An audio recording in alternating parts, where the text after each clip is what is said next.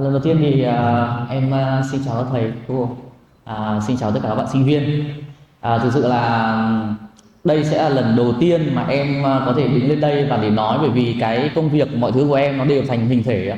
Và em sử dụng cái cơ thể của em để nói lên cái ngôn ngữ, có thể lúc buồn lúc vui hay là bất cứ lúc nào em có thể dùng cơ thể của mình kết hợp với âm nhạc, chứ chưa bao giờ em đứng em nói như này. Cho nên là nếu như mà có gì không ấy thì mong mọi người có thể bỏ qua cho em ạ. Đây, em xin phép em được cầm một chút cái này, bởi vì em không nhớ được nhiều chữ quá. Em xin tự giới thiệu đầu tiên ạ. Em là Hoa Đức Công, tên nghệ danh của em là CK Animation. Và hiện tại em đang là một dancer, một popper, nhảy popping trong hip hop.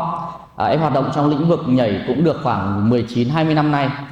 À, và khi mà em biết đến nhảy thì nó rất là tình cờ thôi, nghĩa là tình cờ khi đấy là em nhìn thấy một anh lớn làm một điệu sóng rất là đẹp. Thì với bản thân của em thì em thấy rằng là nếu như mà bản thân của mình mà có được một chút tài năng đấy thì có phải là mình có thể tỏa sáng hơn, hay là mình có thể gây sự chú ý hơn với các bạn nữ không. Thì cái điều đấy đã giúp cho em là bắt đầu em tiếp cận đến hip hop và tiếp cận đến nhảy, và từ đấy em mới tìm hiểu. Thì em mới thấy rằng là hip hop và popping nó không chỉ đơn giản là một chút về những cái kỹ thuật đấy, và nó còn có rất nhiều những cái thú vị đằng sau nữa. Trước khi đến với nhảy thì em xin chia sẻ một chút như này. Trong cuộc sống thì chúng ta mỗi người cũng đều sẽ có những cái khó khăn riêng, đúng không ạ?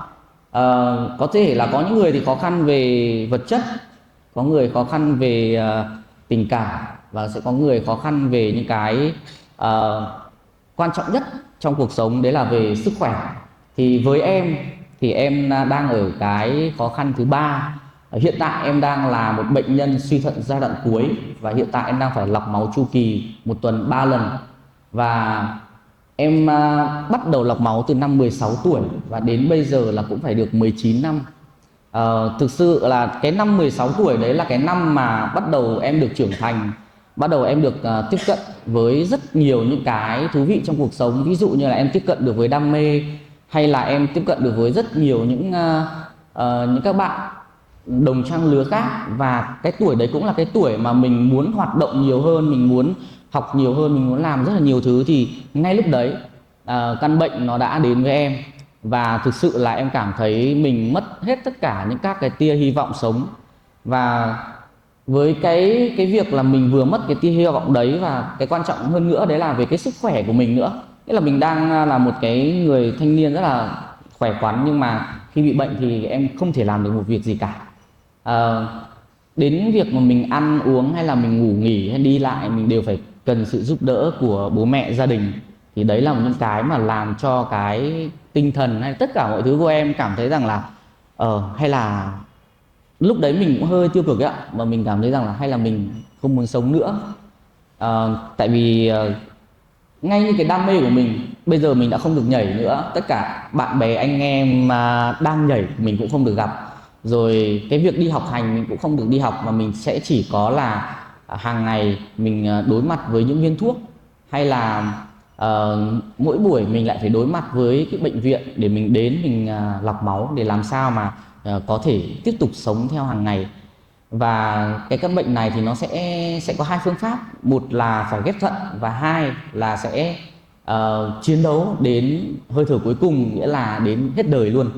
Thì với bản thân gia đình của em thì hiện tại lúc đấy thì cái rất là khó khăn về kinh tế, cho nên là quyết định là sẽ chiến đấu đến hết đời thôi, và chọn phương pháp là lọc máu. Đó là tất cả những cái mà em cảm thấy rằng là mình cảm thấy số phận của mình nó không được giống mọi người khác. Số phận của mình nó cảm thấy tại sao ông trời lại cho mình những cái như thế. Rồi em mất một năm trời em ở nhà, em suy nghĩ rất là nhiều, và mình trách thân trách phận, hay là mình rất nhiều những cái tiêu cực.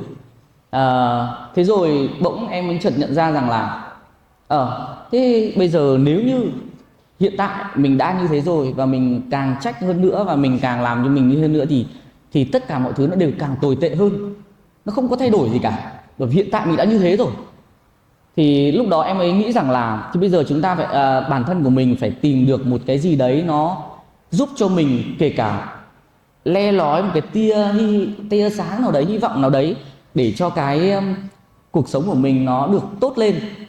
Thì ngay lúc đấy em mới nhớ rằng là mình còn đam mê mà, mình vừa tiếp cận được đam mê, mình còn tất cả những anh em bạn bè trong cộng đồng nhảy hip hop. Và ngay lúc đấy em mới nói với bố mẹ và tất cả mọi người rằng là em muốn quay trở lại nhảy. Thì thực sự là từ bác sĩ hay là gia đình đều không đồng ý, bởi vì là như mọi người có thể biết được, một người mang cho mình một căn bệnh như thế rất là khó có thể hoạt động và lại còn nhảy nữa, rất là khó đúng không ạ? Đấy thì nhưng mà em mới nói rằng là dù khó nhưng mà nếu mà mình vẫn muốn tiếp cận đến cái đam mê đấy, và mình có thể chỉ là mỗi ngày mình đến mình nghe nhạc thôi, hay là mình gặp gỡ mọi người thôi, nó đã là một cái niềm vui rồi, và nó là một cái rất là tuyệt vời. Thế là cuối cùng em cũng được sự đồng ý, và mỗi ngày em cũng em đi đến nhóm nhảy, em đi đến và em nghe nhạc. Thì thời gian đầu rất là khó khăn, thời gian đầu cái việc mà mình tiếp cận đến nhảy nó rất là khó khăn. Thế nhưng mà mình cứ cố gắng hàng ngày thôi, mỗi ngày, và mình cứ làm thêm một tí, và tự nhiên đến một thời gian em không biết là em còn bị bệnh hay không nữa. Và cái thời điểm đấy thì em vẫn đi tập, em vẫn đi đấu giải, thậm chí em vẫn đi nước ngoài em đấu giải rồi.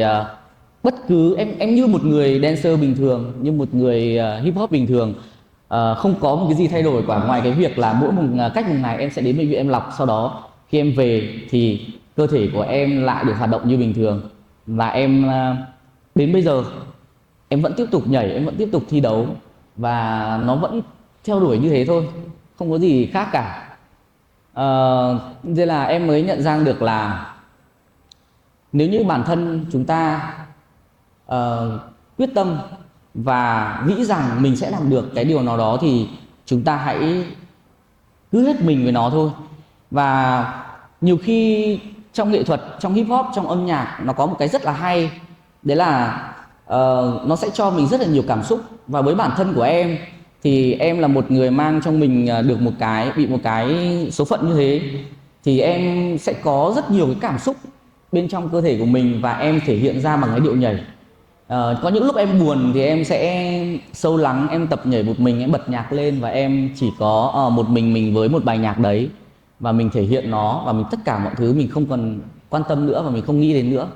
Và có những lúc vui thì em sẽ gặp mọi người và bật những bài nhạc tươi hơn, vui hơn, và mình bắt đầu mình thể hiện được những cái hạnh phúc ở đấy. Thì thực ra em thấy là cái đam mê rất là tuyệt vời, nó rất là kỳ diệu, nó như là một cái liều thuốc tinh thần vậy. Tức là khi mà em mệt mỏi, bản thân của em cảm thấy mình mệt mỏi về cơ thể hay là về bệnh, thì mỗi lần mà mình bật nhạc lên, thì lúc mình nhảy thì thực sự là lúc đấy nó tan biến hết. Và em nhảy mà em không biết là em đang mang trong mình một cái gì cả, và cứ thế mà mình say đắm với cái điệu nhảy đấy thôi. Nó rất là tuyệt vời. Với em thì cuộc sống chúng ta nên cần một cái đam mê nhất định. Mọi người có thể làm việc, mọi người có thể có rất nhiều các cái thứ trong cuộc sống, nó có rất nhiều các cái khó khăn. Thế nhưng mà cái đam mê nó sẽ là giúp cho chúng ta có thể có thêm được cái mùi vị, có thêm một cái gia vị trong cái cuộc sống tươi hơn, nó vui hơn. Mình có thể hát, mình có thể vẽ, mình có thể nhảy hay bất cứ một cái gì đó. Thế nhưng mà nếu mà có đam mê thì nó sẽ luôn luôn là cuộc sống của mình nó được tiếp cận được với những cái cảm nhận thú vị trong những cái đam mê đấy của mình.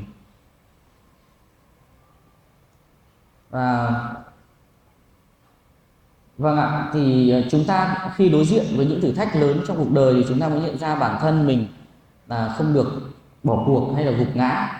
Và đôi khi chính những thử thách ấy để giúp mình khai phá tài năng, và đó cũng là sự cộng hưởng. Và đam mê gặp gỡ nghị lực. Khi con người mà dám sống thật với chính mình thì cái sự cộng hưởng đấy bắt đầu nó mới xảy ra, đúng không ạ?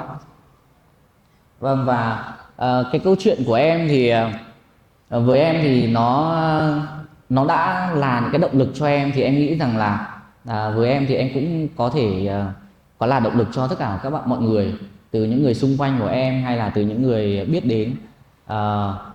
Khi mà mình chịu chấp nhận và mình chịu bỏ cuộc thì chứng tỏ là mình đã thua cuộc, hoàn toàn mình đã thua cuộc. Thế nhưng mà nếu như mình cố gắng để mình vượt qua và mình tìm ra được những cái tiếp tục làm sao để mình có thể chiến đấu và để mình sống nó tốt hơn, thì lúc đấy mình lại gặp được nhiều những cái thú vị hơn nữa.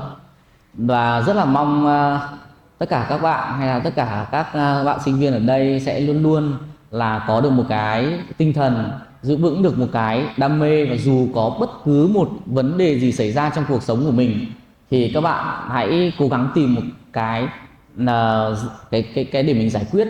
Và nếu như có được cái đam mê thì đấy là một cái tuyệt vời nhất. Và xin phép em xin dừng tại đây ạ. Rồi, xin được thân vào những chia sẻ của bạn Đức Hơn, và bạn tin chắc chắn rằng là sau khi mà nghe cái phần chia sẻ của anh, các bạn sinh viên ở đây đã có thêm động lực và tiếp tục phấn đấu cho cái con đường sự nghiệp phía trước của mình. Chia sẻ với anh một tí là em có một cái tính hơi xấu một tí là hay thích xin, nhưng mà em nghĩ hôm nay em không chỉ xin cho bản thân em mà em xin cho tất cả các bạn khán giả đang ngồi dưới. Đó là bình thường thưa quý vị là đến với format của TEDx thì các vị diễn giả của chúng ta chỉ chia sẻ những câu chuyện thôi, nhưng mà hôm nay thì không biết là em có thể xin anh phát cho các bạn sinh viên một bài nhảy dancer thật tung cháy không các bạn? Vâng, đây chắc chắn là được rồi ạ, bởi vì nói thì có thể run nhưng mà nhảy thì chắc chắn là được ạ. Sau đây xin